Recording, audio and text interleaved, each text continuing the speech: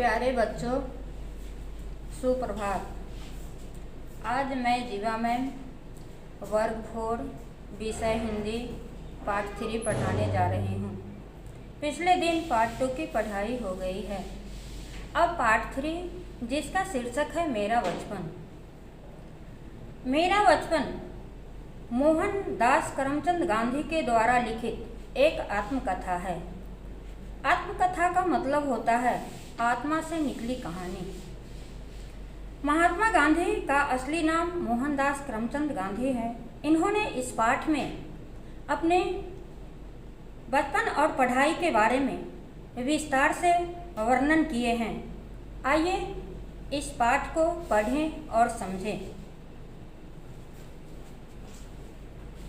बच्चों, अब आप पाठ की ओर ध्यान दें।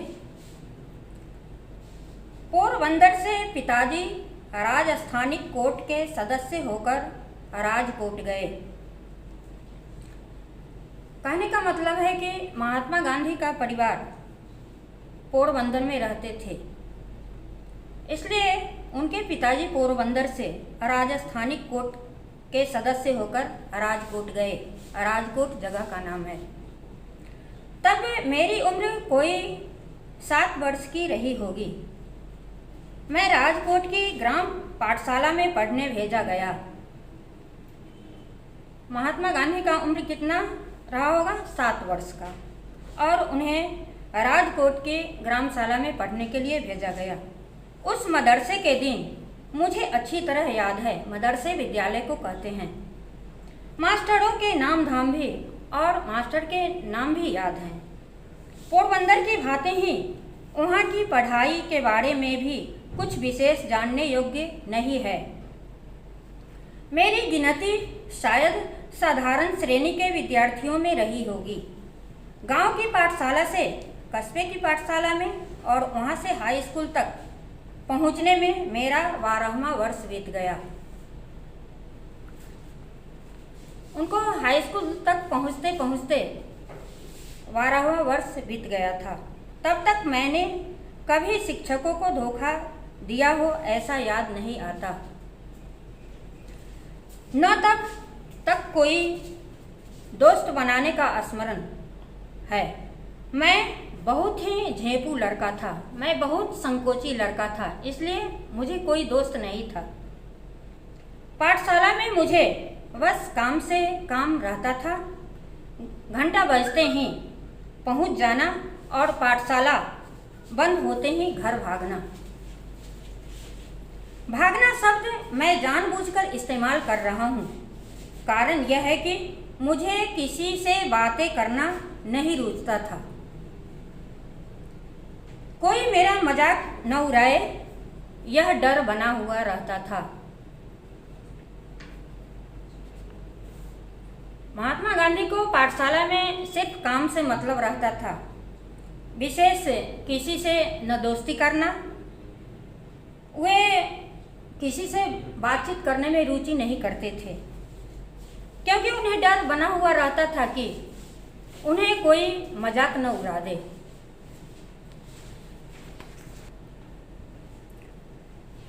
हाई स्कूल की पढ़ाई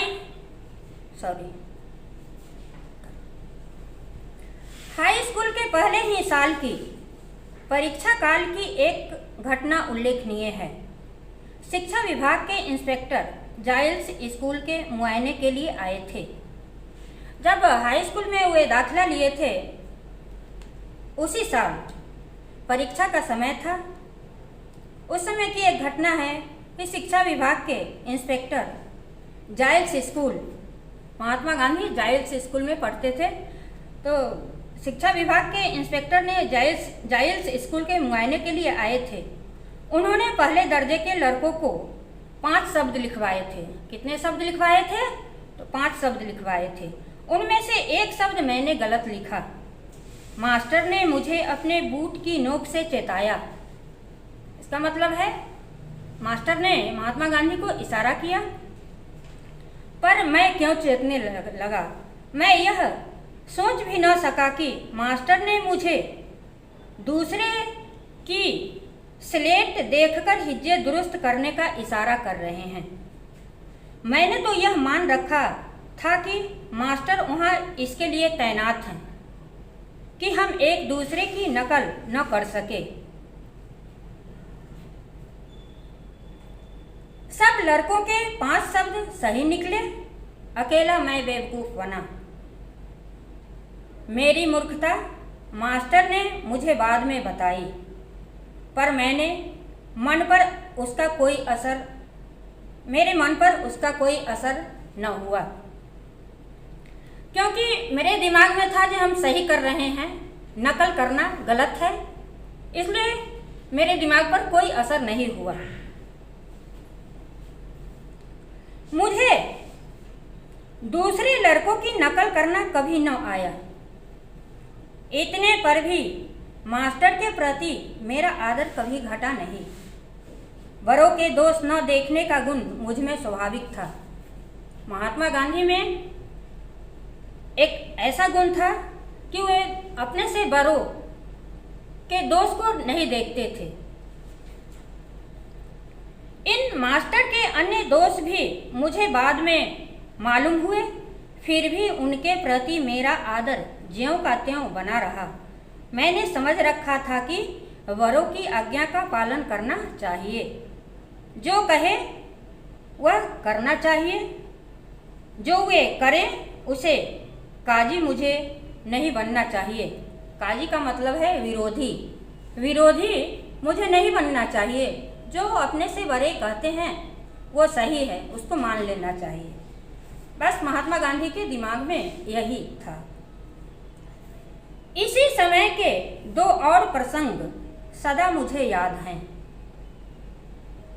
मुझे साधारणतः स्कूली किताबों के सिवा का मतलब है अलावा, स्कूली किताबों के सिवा और कुछ पढ़ने का शौक नहीं था। सिर्फ महात्मा गांधी स्कूली किताब में ही रुचि लेते थे, अन्य किताब से कोई मतलब नहीं था। सबक पूरा करना, क्योंकि डांट सही नहीं जाती थी, मास्टर को धोखा नहीं देना, इसलिए पाठ पढ़ता था, पर मन अलसा जाता था। इससे सबक अक्सर कच्चा रह जाता था। कहने का मतलब है कि महात्मा गांधी डांट नहीं सुने इसके लिए सबक पूरा करते थे, और मास्टर को धोखा नहीं देना था इसलिए पाठ पढ़ते थे। इस पर मन अलसा जाता था और टास्क पूरा नहीं होता था, सबक पूरा नहीं हो पाता था। उस दशा में और कोई चीज़ पढ़ने की कहाँ सोचते। पर पिताजी की खरीदी हुई एक किताब पर मेरी नज़र पड़ी। नज़र का मतलब होता है दृष्टि। वह थी श्रवण पितृभक्ति नाटक। महात्मा गांधी को पिताजी की खरीदी हुई एक किताब पर नज़र पड़ी। वह था एक नाटक का किताब जिसका नाम था श्रवण पितृभक्ति। उसे पढ़ने की इच्छा हुई और मैं उसे बड़े चाव से पढ़ गया। उन दिनों काठ के बक्से में शीशे से चित्र दिखाने वाले भी दरवाजे फिरा करते थे। जैसे अभी सिनेमा हॉल है, हॉल में हम लोग सिनेमा देखते हैं, उस समय दरवाजे घूम करके एक आदमी काठ के बक्से में शीशे के चित्र दिखाने वाले चित्र दिखाते थे। उनसे मैंने श्रवण के अपने माता पिता को कांवर में बिठाकर यात्रा के जाने का चित्र भी देखा। दोनों चीज़ों का मुझ पर गहरा असर पड़ा। मुझे श्री श्रवण के समान होना चाहिए, यह भाव मन में उठने लगा। किसके मन में उठने लगा?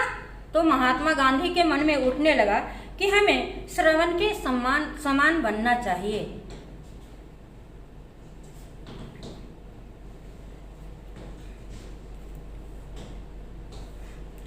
श्रवण की मृत्यु पर उसके माता पिता का विलाप आज भी याद है। श्रवण की मृत्यु हुई तो उनके माता पिता बहुत दुखी हुए। महात्मा गांधी जो चित्र में देखे थे वे आज भी याद है। इस ललित छंद को मैंने बजाना भी सीख लिया। ललित छंद का मतलब होता है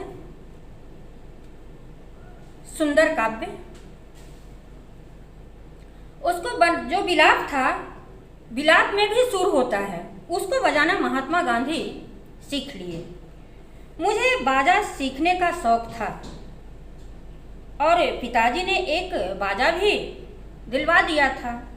महात्मा गांधी को बाजा सीखने का शौक था और संयोगवश से उनके पिताजी उन्हें एक बाजा भी दिलवा दिए थे। अब आगे देखिए। इस बीच कोई नाटक कंपनी आई। मुझे उसका नाटक देखने की इजाज़त मिली। उसमें हरिश्चंद्र की कथा थी। एक नाटक कंपनी आई। नाटक कंपनी में टोली होता है, जैसे 10 व्यक्ति का, 15 व्यक्ति का, तो उसी को हम कंपनी कहते हैं। तो एक नाटक कंपनी आई। मुझे उस नाटक को देखने के लिए पिताजी से इजाज़त मिली। उसमें हरिश्चंद्र की कथा थी। किसकी कथा थी?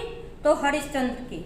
यह नाटक देखने से मेरी तृप्ति ही न होती थी। उसे बार बार देखने को जी चाहता, पर बार बार कौन जाने देता। किंतु मन में इस नाटक को सैकड़ों बार दोहराया। अब क्या हुआ, जब महात्मा गांधी हरिश्चंद्र नाटक को देखे तो उन्हें बार बार देखने की इच्छा होती थी, परंतु ऐसा संभव नहीं था। किंतु उन्होंने क्या किए, मन में ही इस नाटक को सैकड़ों बार दोहराए। हरिश्चंद्र के सपने आया करते थे। उनके सपने में हरिश्चंद्र के सपने आया करते थे। हरिश्चंद्र जैसे सत्यवादी सब क्यों नहीं होते, यह ढूंढ रहती।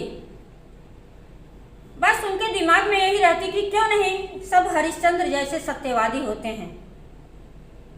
हरिश्चंद्र पर जैसी विपत्तियां पड़ी थी, वैसी विपत्तियों को भोगना और सत्य का पालन करना ही वास्तविक सत्य है। उनको लगता था कि जैसी विपत्ति हरिश्चंद्र पर पड़ी उसी को भोगना सत्य है। मैंने तो मान लिया था कि नाटक में लिखी विपदाएं हरिश्चंद्र पर अवश्य पड़ी होगी। महात्मा गांधी को विश्वास हो गया था कि ऐसी विपदाएं हरिश्चंद्र पर जरूर पड़ी होगी। हरिश्चंद्र का दुख देखकर, उसे याद कर मैं खूब रोया। महात्मा गांधी क्या किए, हरिश्चंद्र का दुख देख करके बहुत रोए। आज मैं समझ गया हूँ कि हरिश्चंद्र कोई ऐतिहासिक व्यक्ति नहीं थे, फिर भी मेरे मन में हरिश्चंद्र और श्रवण आज भी जीवित हैं। अब महात्मा गांधी कहते हैं कि वे कोई ऐतिहासिक व्यक्ति नहीं थे, फिर भी मेरे मन में हरिश्चंद्र और श्रवण आज भी जीवित हैं। क्योंकि इसका क्या कारण हो सकता है, क्योंकि हरिश्चंद्र और श्रवण से महात्मा गांधी बहुत प्रभावित हुए थे। मेरा ख्याल है कि आज भी इन नाटकों को पढूं तो आज भी मेरी आंखों में आंसू आ जाएंगे। प्यारे बच्चे, महात्मा गांधी का कहना है कि आज भी अगर मैं इस नाटक को पढूं या देखूं तो स्वाभाविक है कि मेरी आंखों में आंसू आ जाएंगे। प्यारे बच्चे, इस कहानी से सीख मिलती है कि महात्मा गांधी की तरह सत्यवादी बनना चाहिए, किसी का नकल नहीं करना चाहिए। नकल करने वाला व्यक्ति जीवन में विकास नहीं करता है। धन्यवाद।